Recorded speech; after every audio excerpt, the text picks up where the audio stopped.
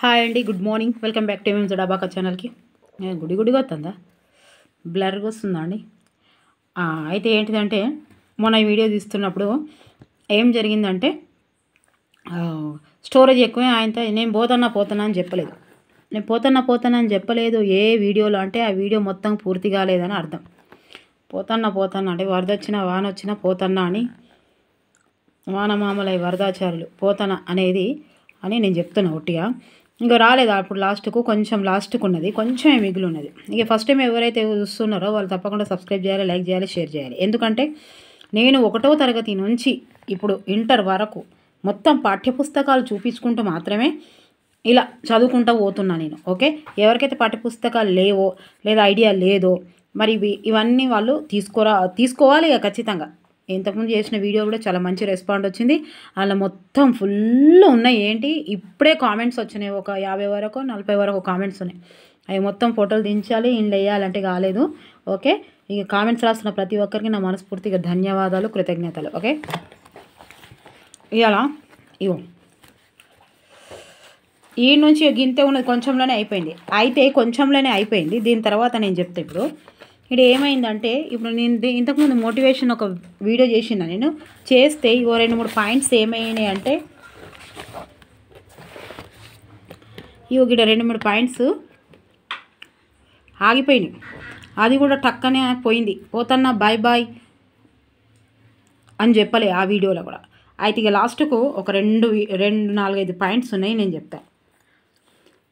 అంటే ఎప్పుడు కానీ మనకు కరెక్ట్గా గోల్ ఉండాలి. గోలుకు మళ్ళీ ఒక బౌండరీ ఉండాలి. ఎట్లా ఉండాలంటే ఇది ఇన్ని రోజులలో కావాలి అనేది లేకపోతే నువ్వు ఒక 10-20 సంవత్సరాలు 30 సంవత్సరాలు కూడా ఆ గోల్ని అట్లనే చేసుకుంటూ పోతే దానికి ఒక క్లారిటీ ఉండదు. అంటే రోజువారీ పనులు చేసి మాత్రమే మార్పు వస్తుంది. రోజువారీ పనులు చేస్తేనే చదువులో కానీ బిజినెస్లో కానీ కుటుంబంలో కానీ మార్పు వస్తుంది తప్ప ఒక్కరోజు అయ్యేది కాదు. ఒక్కరోజు అయ్యేది కాదు. సక్సెస్ అంటేనే అది. సక్సెస్ అంటే మనం దృఢంగా ఉండాలి, మన వెనుక సక్సెస్ వస్తుంది. కానీ సక్సెస్ అనే పదానికి నాకైతే ఏం అర్థమే తెలియదు. ఎందుకంటే నువ్వు దృఢంగా కావాలి, నువ్వు మంచి ఇట్లా స్టాండర్డ్గా ఉండాలి అంటే నువ్వు రోజు పనులు చేయాలి. పనులు చేస్తే నువ్వు స్టాండర్డ్గా అవుతావు. అది ఇంతకుముందు చెప్పుకున్నాం మనం ఎట్లా కావాలి, సెల్ఫ్ డిసిప్లిన్ అంటే ఏంటిది అది ఇదని. అంటే పనులు పనులు అలవాటు చేసుకోవాలి. అలవాటు చేసుకుంటూ క్రమక్రమంగా అడుగులు వేసుకుంటూ వెళ్ళాలే తప్ప ఒకటే రోజులో స్టామినా మొత్తం అయిపోయేటట్టు నేను సంవత్సరంలో చదివేది నేను ఒకటే నెలలో చదువుతా అంటే కాదు. అలసిపోతుంది అంతే తప్ప ఇప్పుడు 10 రోజుల నుంచి ఉట్టి కూర్చొని ఇల్లు చదురు అంటే మస్తు టైం ఉన్నది అనుకున్నాం అనుకో. 10 రోజులలో ఇల్లు చదురుడు అంటే అంత కాలేదనుకో, ఇల్లు ఖాళీ చేస్తున్నాము. అదే ఒకటే రోజులో చదివినాం అనుకో, ఎట్లుంటాడు మనిషి ఎట్లుంటాడు? ఒకటే రోజులో స్టామినా మొత్తం పోయి ఓపిక నశించి మనకు కావలసిన రిజల్ట్ రాదు. సో ఏది కూడా ఒక్క రోజులో రాదు. ఇది రోజు కన్సిస్టెన్సీ అనేదే అంతే. రోజు వారు చేస్తేనే ఆ అడుగులు ముందు. ఓకే, ఇక లాస్ట్కి నేను ఆధ్యాత్మిక బుక్కులలో చదివినా కూడా, నేను చాలా బుక్కులలో చదివినా ఏం లేదు, 21 రోజులు కానీ ఏదైనా సరే ఒక 21 రోజులు కంటిన్యూగా ఒక అలవాటు అనేది చేసుకోవాలి.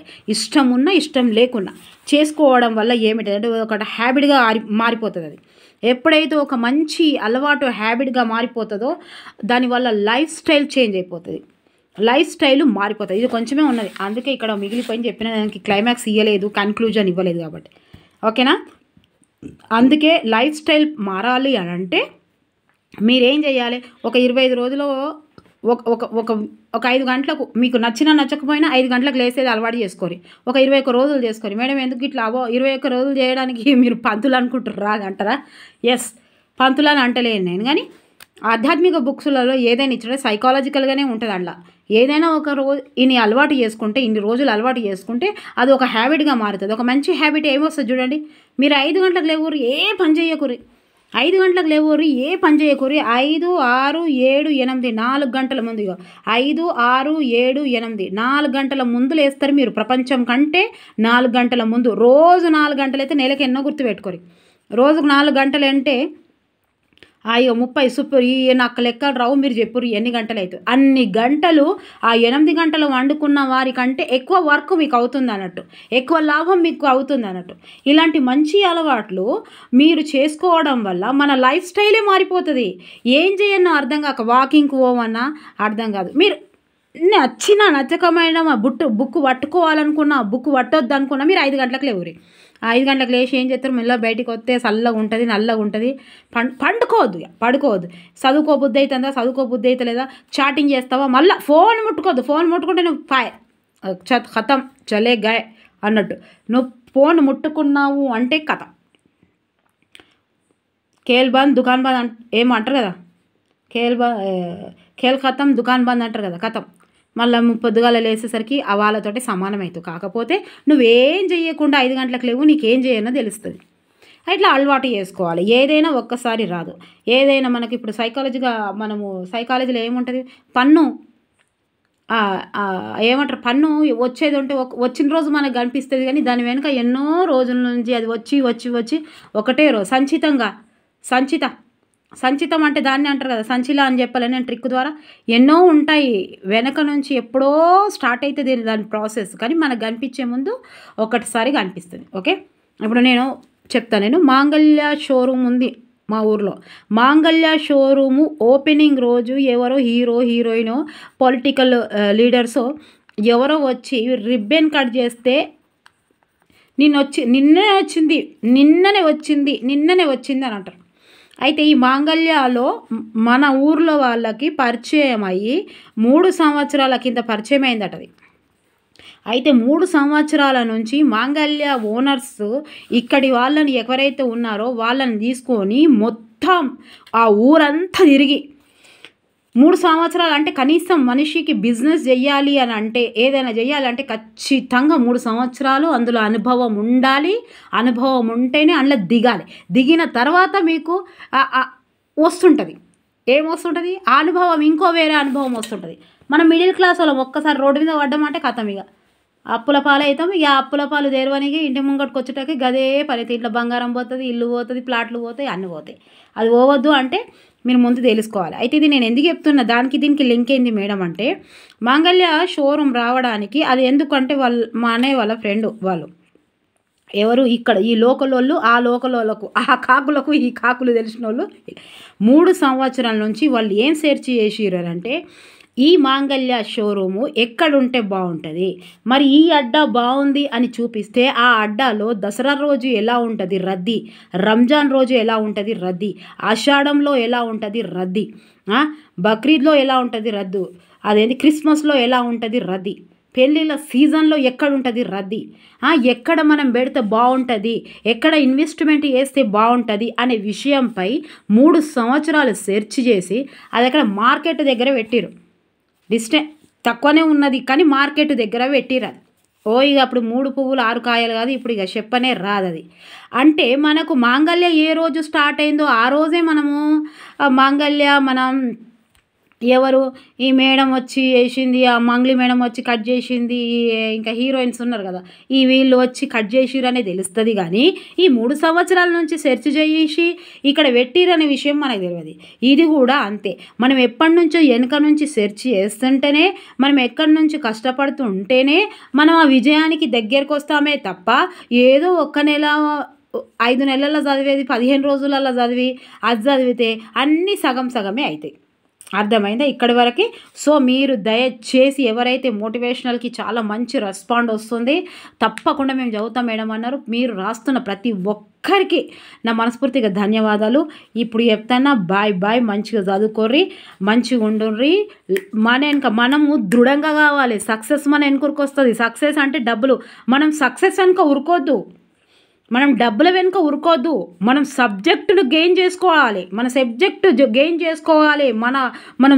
సిమెంట్ దృఢంగా లాగా చేసుకోవాలి.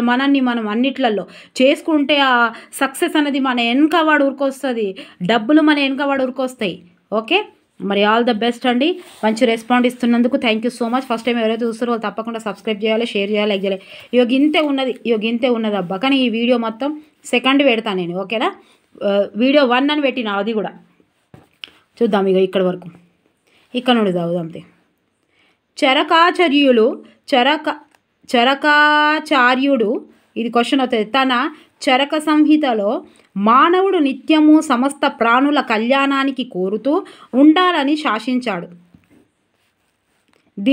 దీనుల ఎడ దుఃఖితుల ఎడ మానవుల ఎడ ప్రవర్తించాలో అష్టాంగ హృదయకర్త వివరిస్తాడు. ఏ జీవన ఆధారం లేని వాణ్ణి, వ్యాధితో బాధపడుతున్న వాణ్ణి, దుఃఖంలో ఉన్నవాణ్ణి శక్త్యానుసారంగా ఆదుకోవాలి అనే మానవతా లక్షణం అష్టాంగ హృదయంలో పరిపూర్ణంగా కనిపిస్తోంది. ఇది ఎవరు రాసిరబ్బా? ఇది రెండో వీడియో కాబట్టి ఫస్ట్ వీడియో చూసిన వాళ్ళకి తెలుస్తుంది. ఓకే, ప్రాచీన సాహిత్యంలో మానవతావాదం. ఓకే, రవ్వ అని గుర్తుపెట్టుకోమని, ఆచార్య రవ్వ. ఇది సంస్కృతంలో రవ్వ చాలా ఇష్టము. తిరుపతి వాళ్ళు తిరుపతిలో కూడా రవ్వ వండుతారు. అబ్బా, మహామహోదయం అనే రవ్వ తిన్నోళ్ళు మహామహోదయంగా ఉంటారు అని అంటే ఆయనకు బిరుదు వచ్చింది. అది అనేది నేను అట్లా చెప్పిన. ఓకే, తర్వాత బాలురులకు వృద్ధులకు పెట్టిందే భుజించరాదు అని ధర్మసింధువు ఉద్బోధిస్తోంది. ఏం ఉద్బోధిస్తోంది? ఇక్కడ క్వశ్చన్ అని రాసిన ఇవి ప్రీవియస్ క్వశ్చన్సే. ధర్మసింధువు ఏమని ఉద్బోధిస్తుంది? బాలురకు వృద్ధులకు పెట్టందే భుజించరాదు. ఓకే, ఇవన్నీ మన పిల్లలకు నేర్పియాలి.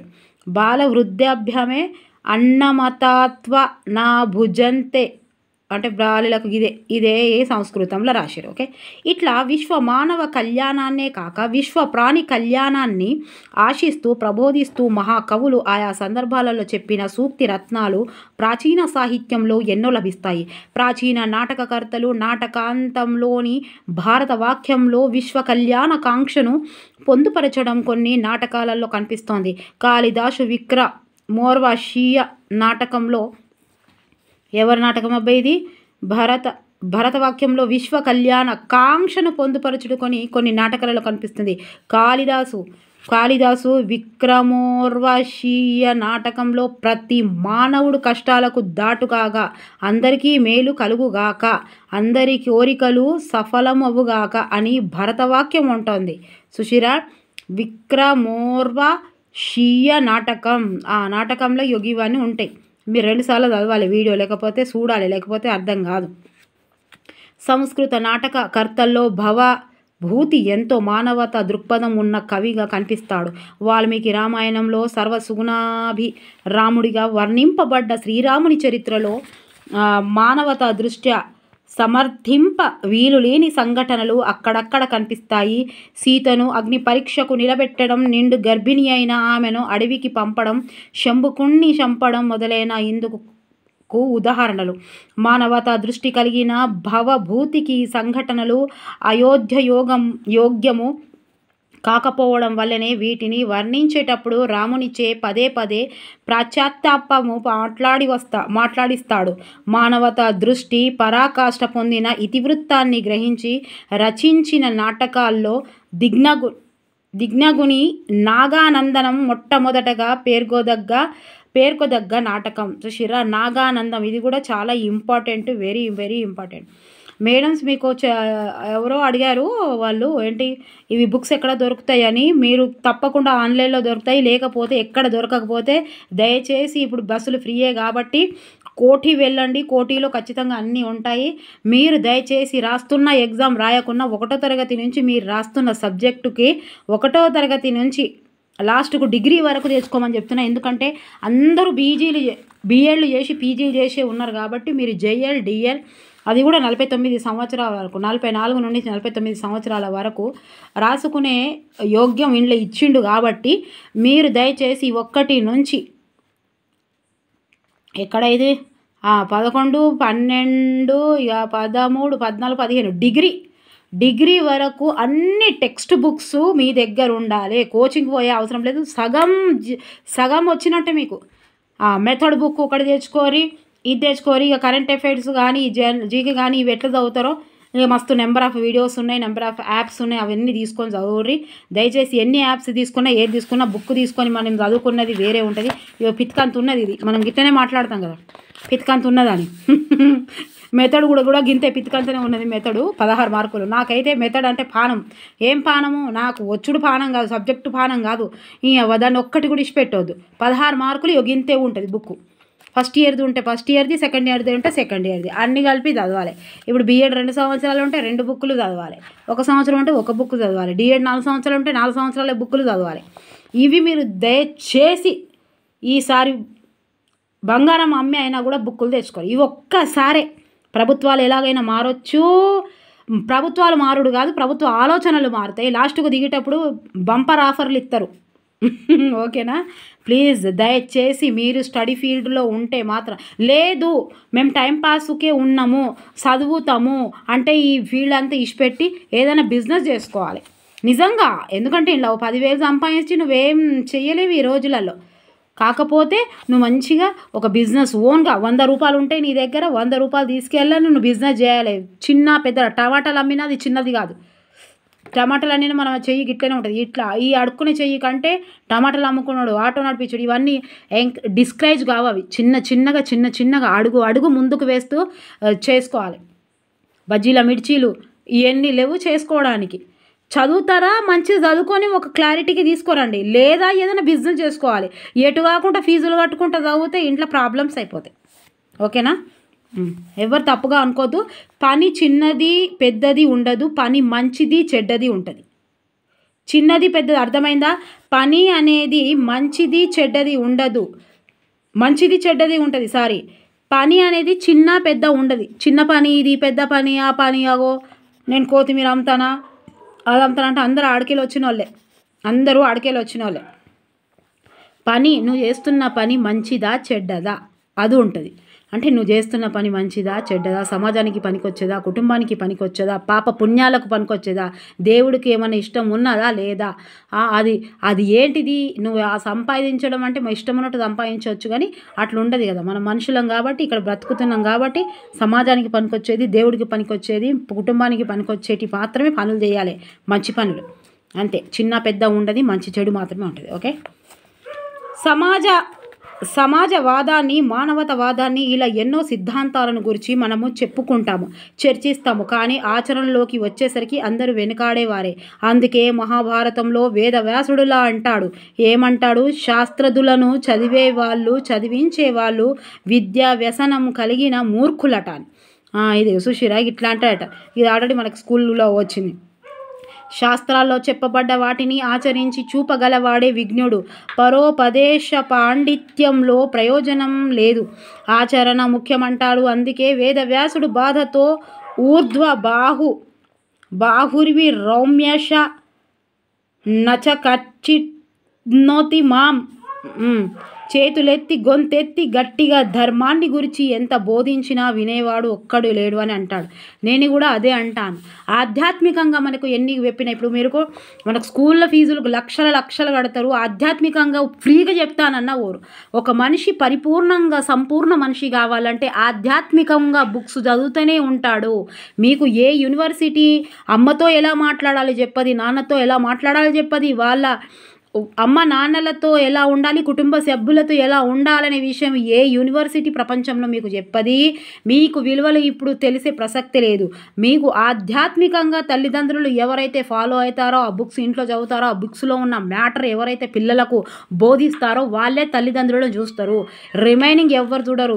మీరు మార్కుల వెనుక ఊకే మార్కులు ర్యాంకులు 1 2 ఇంజనీర్, డాక్టర్, అమెరికా, లండన్ ఇవన్నీ సుత్తులే బొత్తులు.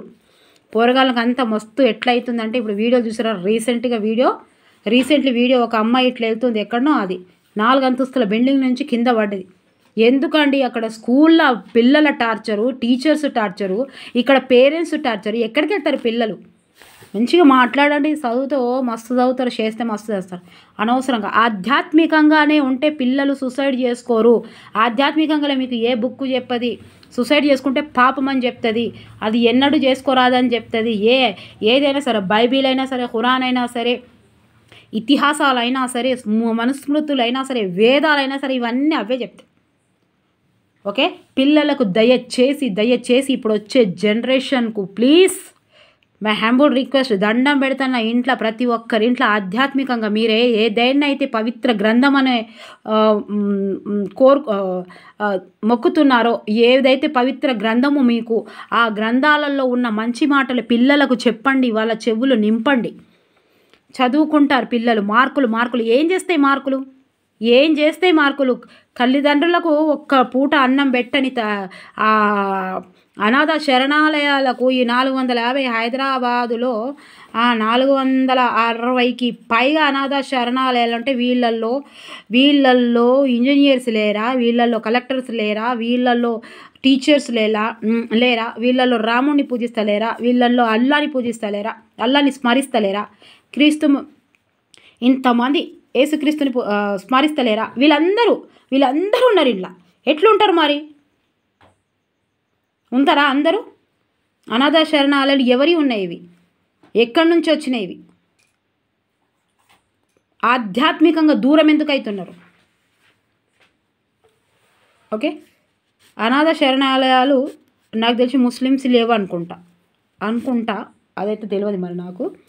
కానీ ఇక్కడైతే అన్నీ చూడుర్రి. ఆధ్యాత్మికంగా దయచేసి పిల్లలు చెప్పాలి. ఇక్కడ కూడా చెప్పేది అదే, ఇది పాఠం కూడా అదే. ఈ ఒక్క పాఠంతో ఆధ్యాత్మికంగా పిల్లల ప్రాచీన సాహిత్యంలో మానవతావాదం, మనిషి మానవతావాదంగా ఎట్లా మారాలి, ఎందుకు మారాలి, ఎవరి కోసం మారాలి, పాప పుణ్యమలు ఎట్లా తెలవాలి, మంచి చెడు అనేది ఎట్లా తెలవాలి, సెన్సిటివ్ అనేది ఎట్లా తెలవాలి, మనసులో మార్పు ఎట్లా రావాలి. ఒక అమ్మ నాన్న ఎండల పని చేస్తుంటే అయ్యో నాన్న ఎంత పని చేస్తున్నాడు అనేది నీ మనసు ఎట్లా కరగాలి. నాన్న తిట్టేటప్పుడు ఇలా తిడితే పాపం తలుగుతుంది, నన్ను దేవుడు క్షమించడనే విషయం నీకు ఎట్లా తెలవాలి. అమ్మను కొట్టేటప్పుడు ఇది చేస్తే పాపం నా పిల్లలకు కూడా తలుగుతుంది, నేను నాశనం అయిపోతా, అక్కడ దేవుడు చూస్తున్నాడు, ఇది తలుగుతుంది, నాకు ఈ శిక్ష తెలుస్తుంది అనేది విషయంని నీకు ఎవరు చెప్తారు? నీకు ఎవట్లే తెలుస్తుంది. నీకు ఎట్లా తెలుస్తుంది? మార్కులు చెప్పాయవి, నీ సక్సెస్ చెప్పాయవి, నువ్వు వేసుకున్న బట్టలు చెప్పాయవి. తల్లిదండ్రుల నడవడిక చెప్తుంది. ఆధ్యాత్మికమైన బుక్కు ఇంట్లో ఎంత వాతావరణం ఉన్నదో అది చెప్తుంది. ఓకేనా? ఇది కూడా ఆధ్యాత్మికంగా ఉంది ఈ లెసన్ కాబట్టి నేను చెప్పాను. తర్వాత దీన్ని వచ్చేసి ఇంట్లో ఏమున్నాయి చూద్దాం. ఏం లేవు, ఇంత సింపుల్గా గివ్వే ఉన్నాయి. ఏకపద వాక్య సమాధానం ఉన్నాయి చూద్దాం. రంతిదేవుడు ఏం చెప్పాడు, వేదవ్యాసుడు ఏం చెప్పాడు, సుప్రనీతి శాస్త్రం ఏం చెప్పింది, అష్టాంగ యోగ సారం ఏం చెప్పింది, వాల్మీకి రామాయణం ఏం చెప్పింది, మనిషాద శ్లోకం ద్వారా ఏ సందేశం ఇచ్చాడు, అష్టాంగ హృదయంలో ఏంటిది ఇప్పుడు తెలుసు. ఈ సిరీసు ఇది యాపిల్ జ్యూసు, అదేమో యాపిల్. ఇప్పటిదాకానేమో మనం యాపిల్ తిన్నామా, ఇది రెండో వీడియో కావడం వల్ల మీరు కొంచెం కన్ఫ్యూజ్ అయి ఉంటుంది. ఎందుకంటే గింతే ఉన్నది, మళ్ళీ ఆయనతో స్టార్ట్ అవుతుంది. ఓకే, ఇవన్నీ ఇండ్లు ఉన్నాయి, అవన్నీ ఒక వీడియోలు ఉన్నాయి. అది నేను టాటా బాయ్ బాయ్ చెప్పలేదు కదా అని మళ్ళీ వీడియో తీస్తాను కొంచెం ఉండదు. ఇలా సిరీస్లో ఏమి ఇచ్చిండు చూడుర్రి. యాపిల్, మళ్ళీ యాపిల్ తిన్నాక జ్యూస్ ఎందుకు చూస్తుర్రు మేడం అంటే చూస్తున్నా ఉట్టిగా ఎట్లుందో అని. ఓకే, అన్నదానం అంటాడు కదా. సంస్కృత గ్రంథాలు అన్నదానం అవసరాన్ని ఎంతగానో చెప్పాయి. కొందరు ఆకలితో బాధపడుతూ ఉంటే తాను కడుపు నిండా తిని అన్నం లేక బాధపడే వారిని పట్టించుకోవడం మానవత లక్షణం కాదని అన్నదానాన్ని గురించి ఎంతగానో ఆ గ్రంథంలో చెప్పబడింది. అన్నం లేక బాధపడే వారిని పట్టించుకోకపోవడం మానవత లక్షణం కాదట. ఓకే, దయచేసి మీరు కూడా ప్లీజ్ చేతనైనంత ఇదే చేతులు ఉండాలి. నువ్వు రిక్షా ఎక్కినా, నువ్వు రిక్షా నడిపించినా, ఆటో నడిపించినా, నువ్వు 10,000 సంపాదించినా, 5,000 సంపాదించినా మన చేతి ఇట్లా ఉండొద్దు. చచ్చిపోయే వరకు దేవుడికి మొక్కాలి. దేవుడా తీసుకునే చేతులు వద్దు, ఇచ్చే చేతులు ఉండాలి. నువ్వు రాజు ఉండాలి, నీ భార్య రాణి అయి ఉండాలి, నీ తల్లిదండ్రులు రాణి తల్లిదండ్రులు, రాజా యొక్క తల్లిదండ్రుల వైభవం ఉండాలి. నువ్వు రిక్షా నడిపించున్నావా, నువ్వు టమాటాలు అమ్ముతున్నావా, డజంట్ మ్యాటర్. నువ్వు ఎలా ఉన్నావు, నువ్వు పెద్ద ఇంటి ముంగట కార్లు ఉన్నాయి, పెద్ద వాహనాలు ఉన్నాయి, నీకు పెద్ద ఇండ్లు ఉన్నాయి, అయినా నువ్వు ఇట్లా అడిగితే నీ భార్య రాణి కాదు, అడుక్కునే తినే పెళ్ళాం అవుతుంది. నీ తల్లిదండ్రులు అడుక్కునేతోని తల్లిదండ్రులు అవుతారు. అందుకే ఇచ్చే అలవాటు చేసుకోండి, మంచి అలవాటు. పిల్లలకు కూడా అదే ఇచ్చే అలవాటు చేయాలి. నీ దగ్గర ఎంత ఉంటే అంత కాదు నాన్న, నీకు అవసరం ఉన్నంత ఉంచుకొని నువ్వు అడగొద్దు, నాకు ఇష్టమే ఉండదు, అట్లా మొక్కాలే రోజు దేవుణ్ణి. అడిగే పొజిషన్లో నాకు పెట్టొద్దు అని ఇచ్చే పొజిషన్లో ఉండాలి. నేను ఎంత అదృష్టం మనం ఇచ్చే పొజిషన్లో ఉన్నామంటే అంతే కదా. ప్రాచీన జీవన కారణం మానసిక సాహిత్య జీవన భావాలు అన్ని ఈ లెసన్లే ఉన్నాయి. రంతిదేవుడు భారతంలో రంతిదేవుడు బాధపడుతున్న జీవుల బాధ తొలగిపోవడమే తనకు కావాలని కోరుకున్నాడు. ఆ రంతిదేవుడు స్పెషల్గా ఇదే కోరుకున్నాడు. రంతిదేవుని కోరికలో జీవకారుణ్యం ఉంది. అన్ని దానాలలో కల్లా గొప్పదని ఎన్నో సంస్కృత గ్రంథాలు. ఈయన రవ్వ అనేది సంస్కృత గ్రంథాలే ఎక్కువ రాసిండు. అన్నదానాన్ని ఎక్కువగా పరిమాణంలో వండుకోవాలని దాన్ని ఒక ప్రశాంత వ్రతంగా భావించమని తైత్తేరియోపనిషత్తులో చెప్పిందట. ఆకలితో బాధపడే బాధితులను ఆదుకోవడం కోసం ఎక్కువగా వండుకోవాలని చెప్పబడింది.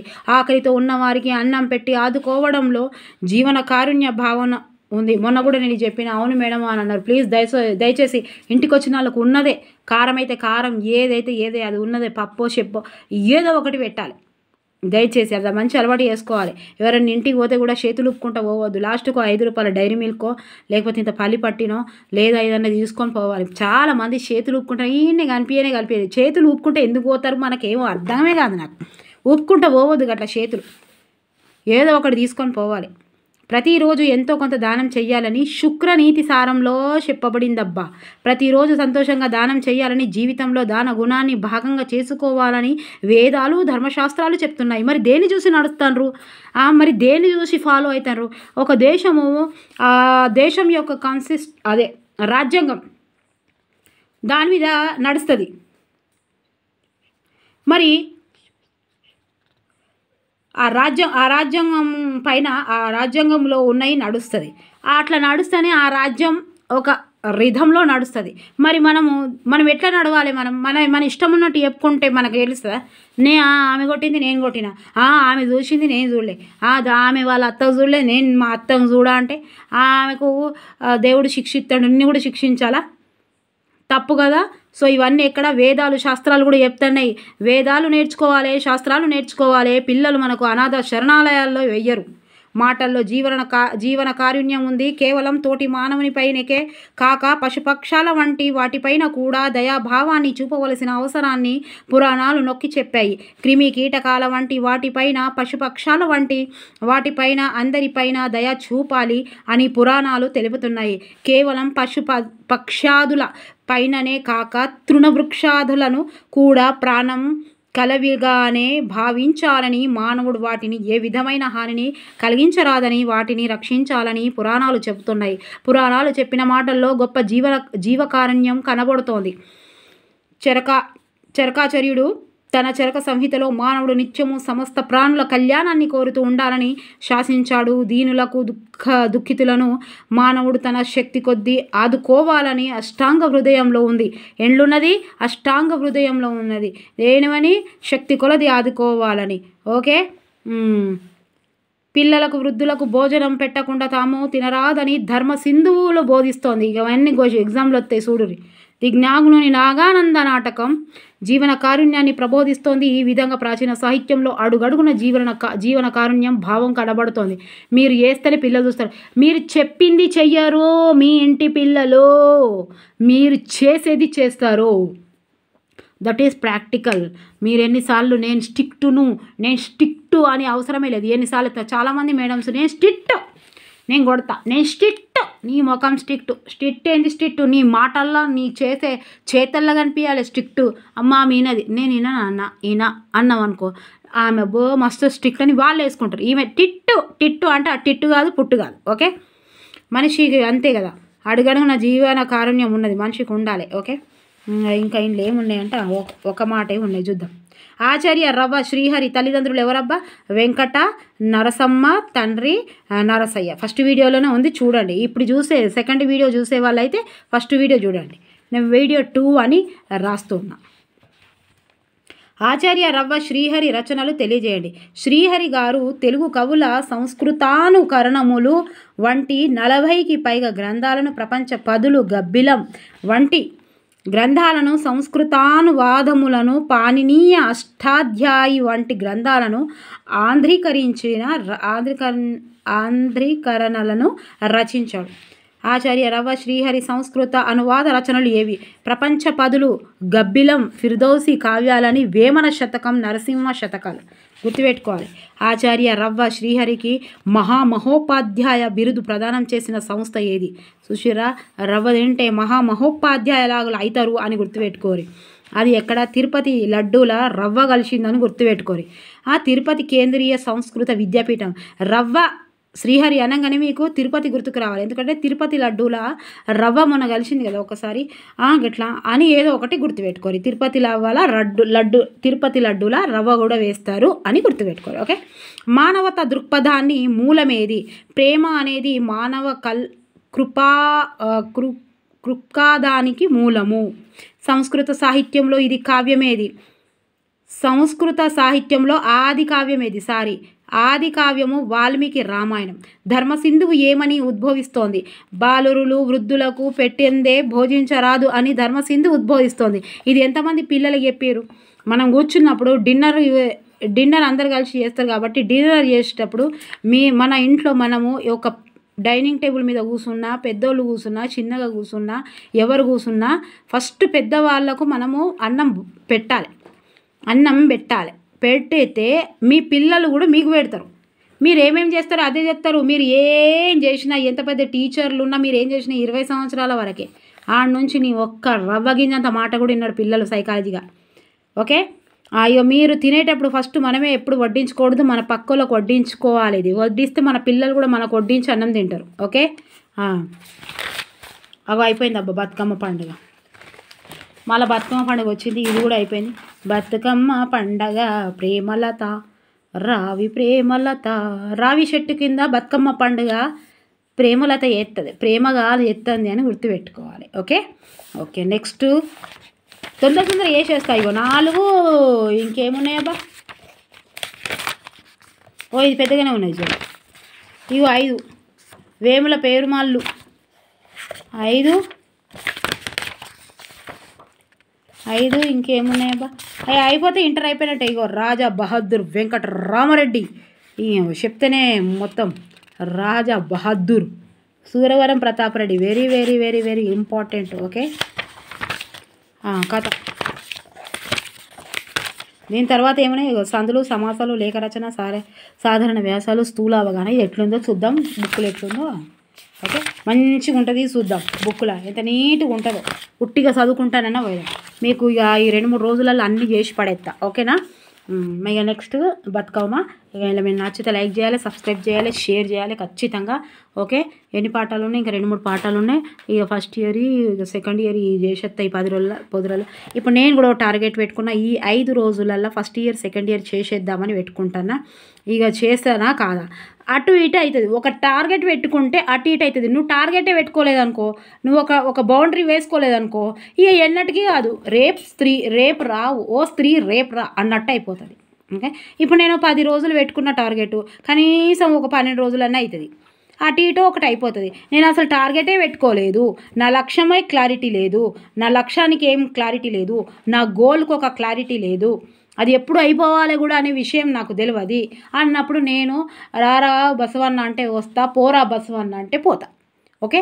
మోటివేషన్ అనేది మనలో ఉన్న టాలెంట్ను బయటికి తీసేదే అనేది కాదు, మనలో ఉన్న టాలెంట్ను బయటికి తీసేది ఒక మార్గదర్శకత్వమే తప్ప ఎవ్వరు మనకి ఏం చదువు చెప్పరు. మనలో ఉన్నది నీకున్నది అని అన్నడే తప్ప అందులో మనకు కొత్తగా నేర్పించింది ఏది ఉండదు. అందుకే సర్ఫ్ వేసుకొని ఎప్పుడు మనం గడుపుకుంటా, రీఛార్జ్ చేసుకుంటా. వాట్సాప్ ఎట్లయితే సంవత్సరానికి ఒకసారి అప్డేట్ అవుతుందో మారుతుందో, మారుతుంది, అన్నీ మారుతుంది. కానీ పిచ్చకుంట్ల ఈ ఫోన్లు మారుతున్నాయి, వాట్సాప్లు, ఈ యాప్లు మారుతున్నాయి. ఒక మనిషి, కొన్ని కోట్ల విలువ గల మనిషి అప్డేట్ అవ్వకుంటే ఎట్లనబ్బా? మన ఫోటో మంచిగా రావాలని ఎడిటింగ్లు చేసుకుంటా మన ఫోటోనే మనం ముంగట కనిపిస్తూనే ఉంటాం. మన ఫోటో మంచిగా రాకపోతే మనం ఎటో ఫీల్ అవుతాం. మస్తు మంది, నేను కూడా ఫోటోజెనిక్ ఫేస్ కాదు నాది, అయ్యో బయట మంచిగా ఉంటావు మేడం అని అంటే ఇప్పుడు మనం ఈడ ఉంటున్నాం కదా, మనం చూసినాం కదా, అయినా సరే మన ఇంట్లో వాళ్ళకి చూపెట్టడానికి సిగ్గు అవుతుంది. అవునా కాదా? మన ఫోటో దిగినప్పుడు ఆ స్టూడియోలో దిగిన ఏడ దిగినా ఏచి మంచిగానే రాలేదు నా ఫోటో. అగో అంటే మా ఇంట్లో ఏమంటారు సార్, నువ్వు ఎట్లున్నావు గట్ల వచ్చింది ఫోటో అంటే, నేను గట్లుంటే గట్ల వచ్చిన ఫోటో అయితే నువ్వు ఫోటోగ్రాఫర్వి కాదు. నేను ఎట్లున్నా మంచిగా వచ్చుతాడే నువ్వు ఫోటోగ్రాఫర్వి. నేను మంచిగా లేకున్నా నువ్వు మంచి ఫోటో తీస్తేనే నువ్వు మంచి ఫోటోగ్రాఫర్వి. మంచిగా ఉన్న వాళ్ళకి ఎట్లయినా మంచిగానే వస్తుంది ఫోటో. మంచిగా ఉన్న వాళ్ళకు అందంగా ఉన్న వాళ్ళ ఫోటో మంచిగానే అందంగా వస్తుంది. నువ్వు తీసినా తీయకున్నా అందంగానే వస్తుంది. మరి నువ్వు అందంగా లేని వాళ్ళ ఫోటో నువ్వు అందంగా తీయాలి అంటే నువ్వు మంచి ఫోటోగ్రాఫర్వి. ఆడ నువ్వు తెలివి ఉపయోగించినట్టు కదా. సో ఇప్పుడు నేను చెప్పే కాన్సెప్ట్ ఏంటంటే, మన ఫోటో అందంగా రావడానికి ఎడిట్ చేసుకుంటున్నాం. మన లైఫ్ అందంగా ఉండడానికి ఎందుకు ఎడిట్ చేసుకోవద్దు? ఎందుకు? వై? ఎలా ఎడిట్ చేసుకోవాలి మన లైఫ్ని? నీకు తెలియదా? నీకేం తెలియదా? నీకు ఇప్పుడు 12 అవుతుంది, 12ంటికి నువ్వు అనుకోకుండా ఫోన్లు చూడడం తప్పు అని తెలియదా నీకు? నువ్వు చూస్తే నీ పిల్లలు తెలియదా? నీ చూస్తారని తెలియదా? నువ్వు వాకింగ్కి పోకపోవడం నీ తప్పు కాదని తెలియదా? నువ్వు ఎవరిని పట్టించుకోకపోవడం తప్పు అని నీ విషయం తెలియదా నీకు? వచ్చిన వాళ్ళకి అన్నం పెట్ట, షాయి చెయ్య, ఏం చెయ్య, నేను నా పిల్లలు, నా ఇల్లు, నా చిట్టీలు, నా బట్టీలు, ఇది అని అంటే అది తప్పు కాదా? నీ కుటుంబానికి ఒక మనిషికి 5 లక్షణాలు ఉంటేనే తన సక్సెస్ అంటే. అందుకే చెప్తాను, ఒక వృత్తిపూర్వకంగా, ఆరోగ్యపరంగా, సమాజపరంగా, కుటుంబ పరంగా, ఆధ్యాత్మిక పరంగా నువ్వు కరెక్ట్గా ఉంటేనే నువ్వు అందులో 100% లేకున్నా కనీసం ఉండాలి. కానీ ఒక్క దాంట్లో ఫెయిల్ అయినా నువ్వు ఫెయిల్ అయినట్టే. నువ్వు కుటుంబంగా పరంగా బాగలేవంటే కూడా వేస్టే. నువ్వు బయట పోసి ఎంత లాభం? నీ పిల్లలకు ప్రేమ, నీ భార్యకు, నీ తల్లిదండ్రులకు లేకుంటే. సమాజపరంగా నువ్వు బాగలేకపోతే నువ్వు ఎంత సంపాదించి ఏం లాభం? ఇవన్నీ ఉన్నాయి. ఆరోగ్యం పరంగా నువ్వు బాగలేవు, ఏం చేస్తావు? నీకు ఆరోగ్యపరంగా బాగలేకపోతే నువ్వేం చెప్పలేవు. ఇప్పుడు నేను సర్దైంది, జ్వరమైంది, శాతనైతే లేదు, నేను వీడియో చేయగలుగుతానా? మరి ఆరోగ్యంగా లేనప్పుడు నువ్వు ఆరోగ్యంగా చూసుకుంటలేవు అంటే నువ్వు తెలివి తక్కువదానే కదా. ఓకేనా? మరి సరే, ఇక బాగా ఇబ్బంది పెట్టా ఊకే చెప్పి. ఓకే, నెక్స్ట్ వీడియో కోసం మీరు తప్పకుండా వెయిట్ చేయండి అని అనుకుంటున్నా. ఓకే, ఇప్పటివరకు మంచి రిజల్ట్ ఇస్తున్నారు, మంచి పాజిటివ్ ఇస్తున్నారు. నన్ను ఇలాగే మీరు కోఆపరేట్ చేస్తూ ఈ యొక్క చిన్ని ఛానల్ని మంచిగా గ్రోతింగ్ తీసుకొచ్చి చాలా తొందరగా గ్రోత్ చేశారు. చాలా హ్యాపీగా ఫీల్ అవుతున్నాను. మీరు లైక్ చేయడం వల్ల చాలామందికి స్ప్రెడ్ అవుతుంది. నా లక్ష్యం ఒక్కటే, ఎవరైతే ఏమీ ఆశించకుండా చేస్తున్నాను కాబట్టి మీ లైక్ను మాత్రమే ఆశిస్తున్నా, మీ సబ్స్క్రైబ్ని మాత్రమే ఆశిస్తున్నా. ఎవరైనా నచ్చిన వాళ్ళు తప్పకుండా చూస్తారు కాబట్టి మనము అకాడమీ బుక్స్ మాత్రమే చూపిస్తున్నాం కాబట్టి దాంతో కొంచెం సిరీస్ అట్లా మీకు ఉన్నట్టు చూపిస్తున్నాను కాబట్టి మీకు దయచేసి నా లక్ష్యం ఏంటంటే ఇదే. చాలామంది అమ్మాయిలలో చిన్న బాబు ఉన్నాడు, పెద్ద బాబు ఉన్నాడు, ఫ్యామిలీస్ కోఆపరేట్ చేస్తలేవు, చదువుకోవడానికి వీలు లేదు. ఇప్పుడు మనమే మొన్న చూసినాం కదా, టెట్లో ఎంత మంచి మార్క్స్ స్కోర్స్ వచ్చాయి మేడం, చాలామంది రాశారు. మీ మోటివేషన్ వల్ల వచ్చింది, నా మోటివేషన్ వల్ల రాలేదు. మీరు ఆ మోటివేషన్ని సీరియస్గా తీసుకోవడం వల్ల వచ్చింది. అంతే. ఓకేనా? Okay, thank you so much అండి. నెక్స్ట్ టెట్ అండ్ డిఎస్సి అనేది క్లారిటీగా ఇమ్మని చెప్పారు. సో వచ్చే అవకాశమే ఉంది. మీరు బుక్స్లో ఎంపడు అడుర్రి. మీరు గోర సంచిలో పెట్టొద్దు, మీరు సిమెంట్ సంచిలో పెట్టొద్దు, మీరు పాలిథిన్ కవర్లో పెట్టొద్దు. రోజు ఒకటే కన్సిస్టెన్సీలో ఉండాలి, ఇదే ఉండాలి. రోజువారీ పనులు చేసి మాత్రమే మార్పు వస్తుంది. ఒక రాత్రిలో ఏది రాదు. ఒక రాత్రిలో రావాలంటే అది కానే కాదు. ఓకే, నచ్చితే లైక్ చేయాలి, సబ్స్క్రైబ్ చేయాలి, షేర్ చేయాలి. పోతున్నా, ఇక వీడియో కంప్లీట్ అయింది. పోతున్నా. Okay, thank you for watching. Bye, take care, all the best, take care. Okay, next video కోసం మీ MMZ అబాకా ఛానల్ మీ ముందు ఉంటుంది. Thank you so much.